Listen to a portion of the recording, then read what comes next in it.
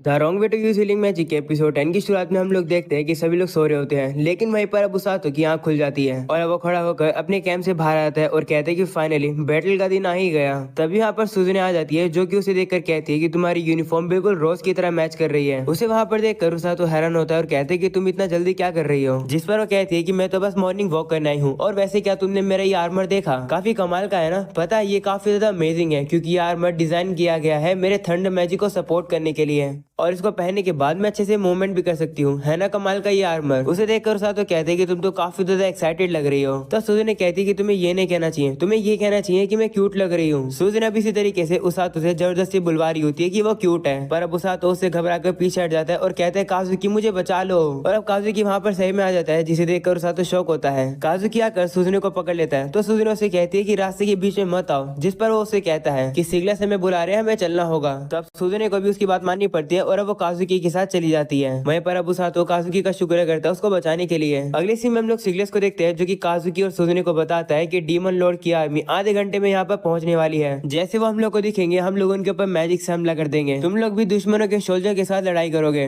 बाकी सभी नाइट्स के साथ मिलकर, और एक रास्ता ओपन करोगे जिससे कि दुश्मन के कमांडर तक पहुंचा जा सके, और हो सके तो दुश्मन के कमांडर को सीधा खत्म ही कर देना। जिस पर काजुकी और सुजुने कहते हैं ठीक है। अगले सीन में वो लोग अब लड़ने के लिए तैयार हो जाते हैं, जहाँ पर सुजुने काजुकी से कहती है कि अपने आप को ज्यादा पुश मत करना, जिस पर वो उसे कहते हैं कि तुम्हें मेरी चिंता करने की जरूरत नहीं है। तुम बताओ क्या तुम चिंता में नहीं हो? तुम तो जाकर उसातो को भी खुद से डिस्ट्रैक्ट करके आ चुकी हो। ये सुनकर सुजुने शर्मा जाती है और वो उसे कहती है तो तुम्हें पता चल गया कि मैं क्या कर रही थी। मैं थोड़ी सी घबराई हुई हूँ, लेकिन सच बताऊं तो थोड़ी सी मैं एक्साइटेड भी हूँ। तब काजुकी उससे कहते कि जैसे तुम अर्थ पे थी अब तुम बिल्कुल भी वैसी नहीं रही हो। तो सुजुने कहती हाँ वो वाली सुजुने अब जा चुकी है, लेकिन मैं जैसी हूँ उसातो ने मुझे वैसे एक्सेप्ट किया है। ये सुनकर काजुकी कहते हैं कि ये सब कब हुआ, मुझे तो पता ही नहीं था, तुम्हें इसके बारे में मुझे सब कुछ बताना होगा। तो सुजुने कहती अभी नहीं, जब हम लोग जिंदा वापस आ पाए तब मैं तुम्हें बताऊंगी। अगर तुम्हें जानना है तो तुम्हें जिंदा वापस आना होगा। तभी वो अचानक से फील करते हैं कि जो डीमन की आर्मी है वो अब पहुंच चुकी है यहाँ पर। वो लोग अब सामने देखते हैं तो उन लोगों को डीमन लॉर्ड की आर्मी दिखाई देती है जो कि उन लोगों के पास आ रही होती है। उन्हें देखकर वो सभी लोग अब अपने मैजिक को तैयार कर लेते हैं और सीधा ही डीमन लॉर्ड की आर्मी के ऊपर वो सीधा फायर कर देते हैं। उन लोग को अब लगने लगता है कि उन लोगों ने डीमन लॉर्ड की आर्मी को खत्म कर दिया है, लेकिन तभी अचानक से धुआं हटने के बाद वो लोग देखते हैं कि डीमन लॉर्ड की आर्मी तो वहाँ पर होती ही नहीं है, यानी कि ये सब एक छलावा था, यानी दुश्मन ने उनके ऊपर इल्यूजन मैजिक का यूज किया था। वो लोग अब देखते हैं कि जो असली दुश्मन है वो तो साउथ वेस्ट से आ रहे हैं, यानी कि दूसरी डायरेक्शन से। वो देखकर काजुकी सुजुने और सभी लोग अब वहाँ पर जाने लगते हैं उनसे लड़ने के लिए। अगले सीन में हम लोग रोज को देखते हैं जो कि अपनी टीम को बता रही होती है कि जिसने भी ब्लैक कपड़े पहने हैं कि बैटलफील्ड में जाओ और जो भी इंजर्ड लोग हैं उन्हें यहाँ पर वापस लेकर आओ, जाओ और जिंदा वापस आना। ये सुनकर सभी लोग अब चले जाते हैं बैटलफील्ड पर, जिसके बाद रोज ओरगा और उरुरु से कहती है कि तुम लोग की ड्यूटी यहाँ टेंट के अंदर है, आ रुको तुम लोग को यहाँ पर गार्ड करेगा, लेकिन अगर इमरजेंसी आती है और बात आउट ऑफ कंट्रोल हो जाती है तो बस भाग जाना। ये सुनकर वो लोग भी कहते हैं ठीक है, जिसके बाद रोज उसातो से कहती है कि तुम और मैं बैटलफील्ड में तब जाएंगे जब ज्यादा सोल्जर्स घायल होने लगेंगे, तब तक के लिए हम लोग यहाँ पर हीलिंग करेंगे लोगों की। वो सुनकर उसातो कहते हैं ठीक है, जिसके बाद वो सभी लोग अपनी अलग अलग पोजीशंस ले रहे होते हैं। उसातो वहीं पर सोच रहा होता है कि क्या काजुकी और सुजुने ठीक होंगे। वो सुनकर उरुरु से कहती है कि क्या तुम अपने फ्रेंड्स की चिंता कर रहे हो, जिस पर वो कहते हैं हाँ। तो उरुरु से कहती है कि ये मत भूलो कि तुम भी बैटलफील्ड में जा रहे हो तो तुम्हें भी केयरफुल होना होगा। तो उसातो कहते हैं हाँ। तभी लोग टोंग को देखते हैं जो कि इंजर्ड लोगों को इतनी जल्दी से ले आता है। वो देखकर उसातो और उरुरु हैरान होते हैं कि लोग इतनी जल्दी घायल हो रहे हैं। तो रोज उन लोगों को बताती है कि ये वॉर है तो घायल लोग एक के बाद एक आते रहेंगे, टाइम वेस्ट करना बंद करो, उन्हें हील करना शुरू करो। ये सुनकर अब उसातो उस बंदे को हील करने जाता है और देखता है कि उसकी चोट तो काफी ज्यादा गहरी है, जिसे देखकर उसातो के हाथ अब थोड़े से कांपने लगते हैं। लेकिन अब उसातो अपने आप को कंट्रोल करता है और अब वो उस बंदे को हील करना शुरू करता है। वहीं पर अब बाकी सभी लोग भी बंदों को हील कर रहे होते हैं और अब जिस बंदे को उसातो हील कर रहा होता है वो बंदा उसातो को बताता है कि मेरे ऊपर एक बड़े से स्नेक ने हमला किया। ये सुनकर उसातो सोचता है कि कहीं ये वैसा स्नेक तो नहीं है जिसने मेरे ऊपर हमला किया था। उसातो अब कहते हैं कि मुझे इस बात पर फोकस नहीं करना चाहिए, मुझे अभी हीलिंग पे कॉन्सेंट्रेट करना चाहिए। जिसके बाद हम लोग को बैटलफील्ड का सीन दिखाया जाता है जहाँ पर हम लोग उसी बड़े से स्नेक को देखते हैं जो कि सोल्जर्स के ऊपर हमला कर रहा होता है, और क्योंकि वो स्नेक काफी ज्यादा बड़ा और वेनोमस है उससे कोई लड़ ही नहीं पा रहा होता है। ये सब कुछ वो ब्लैक नाइट देख रहा होता है और कह रहा होता है कि इंसान तो काफी कमजोर होते हैं, क्या मेरे यहाँ पर आने की कोई जरूरत भी थी।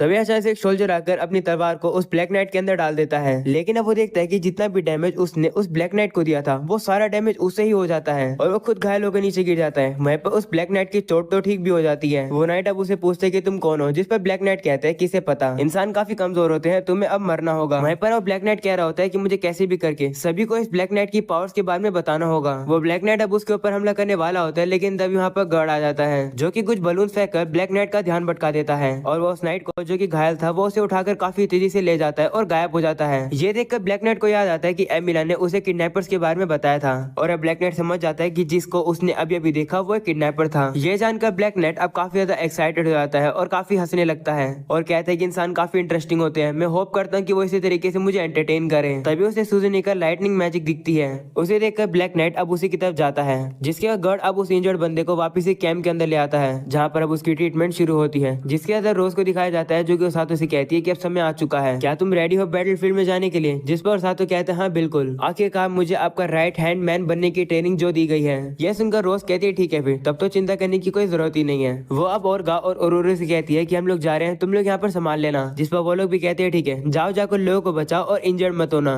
तब वो लोग भी जाने लगते हैं, जहाँ पर रोज आरुको से कहती है कि इन लोग को प्रोटेक्ट करना। तो वो भी कहते हैं ठीक है, जिसके अब रोज अब उसातो बैटलफील्ड में चले जाते हैं।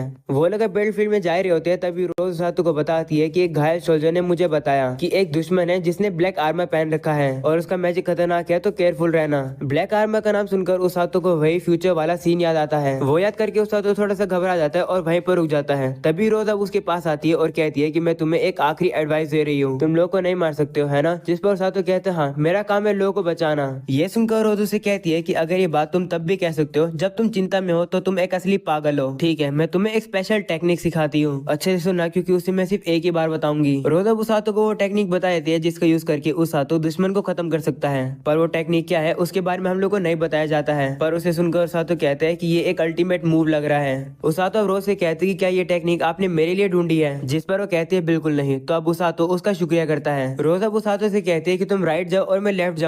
तो उसातो भी मान जाता है और अब वो लोग अलग अलग डायरेक्शन में चले जाते हैं।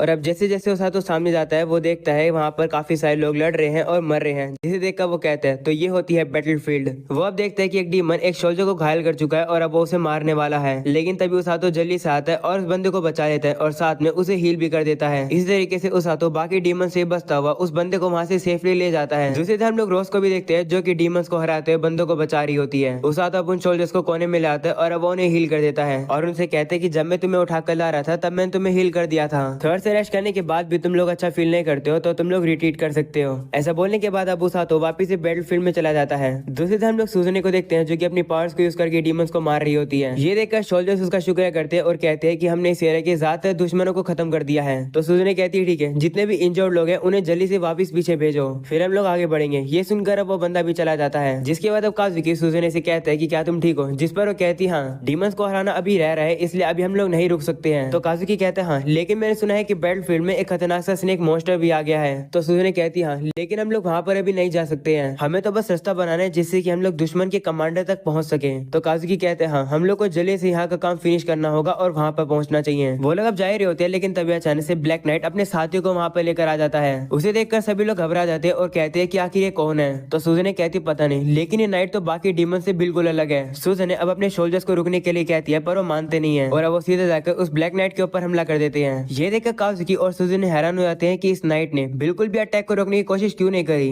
कैसे डर नहीं होता है। वहीं पर वो ब्लैक नाइट उन सोल्जर से कहते हैं कि तुम लोग रास्ते के बीच में हो, साइड हटो। ऐसा बोलने के बाद वो अपनी पावर्स को यूज करके उन्हें पीछे हटा देता है, जिसके सूजनी उन सोल्जर्स को पीछे हटने के लिए कह रही होती है, लेकिन तभी अचानक से उन सोल्जर्स को डैमेज हो जाता है, जो कि वो उस ब्लैक नाइट को देने वाले थे। ये सुनकर काजुकी गुस्सा हो जाता है और उस ब्लैक नाइट के ऊपर हमला करने वाला होता है और उसे कहते हैं कि तुमने ये क्या किया। वो ब्लैक नाइट के ऊपर हमला करने वाला था, लेकिन तभी सूजन ने काजुकी को रोक देती है। लेकिन अब काजुकी का अटैक उसके हाथों से छूट जाता है और अब वो अटैक जाकर ब्लैक नाइट के थोड़े से कंधे के साइड में लग जाता है। ब्लैक नाइट भी हैरान होकर काजुकी से कहता है कि तुम तो लाइट मैजिक यूज कर सकते हो, ये तो मैंने पहली बार देखा है लाइट मैजिक। वही काजुकी अब सूजनी से कहता है कि तुमने मुझे क्यों रोका। तो सूजनी कहती है कि मुझे नहीं लगता कि तुम इस बंदे के ऊपर डायरेक्टली हमला कर सकते हो। तभी वो ब्लैक नाइट कहता है रिफ्लेक्ट, और अब ब्लैक नाइट को जो काजुकी का अटैक लगा था उसका जो दर्द होता है वो काजुकी को लगता है और साथ में उसकी चोट भी। काजुकी हैरान होकर कहता है कि ये क्या चल रहा है। वही सूजनी उससे कहती है क्या तुम ठीक हो? जिस पर वो कहता है हाँ मैं ठीक हूँ, चोट इतनी गहरी नहीं है। वही अब सूजनी समझ जाती है ब्लैक नाइट्स की पावर के बारे में। वो कहती है कि जो कोई भी इस नाइट की आर्मर के ऊपर हमला करेगा उसका डैमेज उसी बंदे के ऊपर होगा जिसने हमला किया था। ये सुनकर ब्लैक नाइट सूजनी से कहते हैं कि तुम तो स्मार्ट हो, तुम पहली पर्सन हो जिसने इतना जल्दी ये पता लगाया है। तुम दोनों मुझे स्ट्रॉन्ग लगते हो, इसलिए तुम दोनों यहाँ से नहीं भाग सकते हो। मैं चाहता हूँ कि तुम लोग मरने से पहले काफी ज्यादा स्ट्रगल करो। दूसरे सीन में हम लोग वापिस से उसातो को देखते हैं, जो कि बैटलफील्ड में दौड़ रहा होता है और वापिस से उसे फ्यूचर के वो विजन दिखने लगे हैं जहाँ पर काजुकी और सूजनी मारे गए हैं। वो भी डार्क नाइट के हाथों। उसातो के दिमाग में जैसे ये चीज आती है उसके दिमाग में काफी दर्द होने लगता है। वो हीलिंग मैजिक का यूज करके भी उसे ठीक कर पा रहा होता है, पर उसे वो ठीक नहीं कर पा रहा होता है और सोच रहा होता है कि क्या काजुकी और सुजुने को कुछ हो गया है। उसातो का ऐसी हालत में देखकर एक डीमन उसके ऊपर हमला करने के लिए आ जाता है, पर उसातो जैसे तैसे करके उस अटैक को डॉज करके आगे गिर जाता है। उसके सर में दर्द होने की वजह से वो लड़ भी नहीं पा रहा होता है और वो जो डीमन है वो उसके ऊपर हमला कर देता है। लेकिन तभी वहाँ पर एक सोल्जर आकर उस डीमन को मारकर उसातो को बचा लेता है। उस सोल्जर को देखकर उसातो को याद आता है कि तो वही सोल्जर है जिसकी जान उसने बचाई थी। वो सोल्जर अब उसातो से कहता है कि पहले मुझे बचाने के लिए शुक्रिया। तो उसातो कहते हैं कोई बात नहीं, वैसे क्या तुम्हें पता है कि वो जो दो हीरोज है वो कहाँ पर है? तो वो सोल्जर कहते हैं हाँ, वो दोनों फ्रंट लाइन में होंगे। ये सुनकर उसातो भी वहाँ पर जाने लगता है और कहता है काश मैं जल्दी से वहाँ टाइम पर पहुंच जाऊं। अगले सीन में हम लोग उन सभी डीमंस को देखते हैं जो कि बाकी सोल्जर से लड़ रहे होते हैं। ये देखकर वो ब्लैक नाइट उन डीमन से कहता है कि बहुत बढ़िया, इन छोटे कीड़े मकोड़े को खत्म करो। वही सुजुने काजुकी से कहती है कि इतने सोल्जर्स बाकी लोगों को रोक रहे हैं, इतने में हम लोग को जल्दी से इस ब्लैक नाइट को खत्म करना होगा। तो काजुकी कहते हैं हाँ, लेकिन कैसे? क्योंकि अगर ये आर्मर सारे डैमेज को रिफ्लेक्ट करता है तो हम लोग कुछ भी नहीं कर सकते हैं। तो सुजुने कहती है कि ये रिस्की है, लेकिन मैं कुछ ट्राई करना चाहती हूँ। वो अब उस प्लान को काजुकी को बता देती है। उसे सुनकर काजुकी कहते हैं कि ये प्लान तो काफी डेंजरस है। तो सुजुने कहती है कोई बात नहीं, अगर कुछ हो भी जाएगा तो उसातो हम लोग को हील कर देगा। वो सुनकर काजुकी उससे कहते हैं कि तुम कितनी रेकलेस हो, तुम अर्थ पर भी ऐसी ही थी। उन लोग की बात सुनकर ब्लैक नाइट उनसे कहते हैं कि अगर तुम्हारी मीटिंग खत्म हो गई हो तो लड़ना शुरू करें। ऐसा बोलने के बाद वो उनके ऊपर हमला करता है और अब वो लोग भी उससे लड़ने के लिए आगे बढ़ते हैं, जहाँ पर सुजुने अपने लाइटनिंग मैजिक का यूज करके डार्क नाइट के सामने धुआं धुआं कर देती है। सुजुने को लगता है कि इससे डार्क नाइट को देखने में थोड़ी सी मुश्किल होगी और अब इसी मौके का फायदा उठाकर डार्क नाइट के ऊपर हमला करती है, जिसके बाद काजुकी भी आकर उसके ऊपर हमला करता है। वो दोनों अब सोचने लगते हैं कि क्या उन लोगों ने इसे हरा दिया, लेकिन तभी डार्क नाइट अब रिफ्लेक्ट यूज करता है, जिससे कि जो डैमेज उन लोगों ने डार्क नाइट को दिया था वो उन दोनों को ही हो जाता है। सुजुने मन में कहती है कि मुझे लगा था कि अगर ये डार्क नाइट डैमेज को देख ही नहीं पाएगा तो ये इसे रिफ्लेक्ट भी नहीं कर पाएगा, पर ये तो काम ही नहीं किया। सुजुने अब देखती है कि डार्क नाइट की जो कमर है उस पे से अटैक रिफ्लेक्ट नहीं हुआ है। सुजुने को डार्क नाइट की कमजोरी के बारे में अब पता चल जाता है और अब वो काजुकी से कहती है कि एक और बार इसके ऊपर हमला करो। काजुकी थोड़ा सा डाउट कर रहा होता है, लेकिन फिर अब वो मान ही जाता है। वहीं डार्क नाइट भी उससे लड़ने के लिए तैयार हो जाता है और कहते हैं कि इस बार मुझे कुछ इंटरेस्टिंग चीज दिखाना। ये सुनकर काजुकी उसके हमले को डॉज करके अब उसके हमले को रोकने की कोशिश करता है।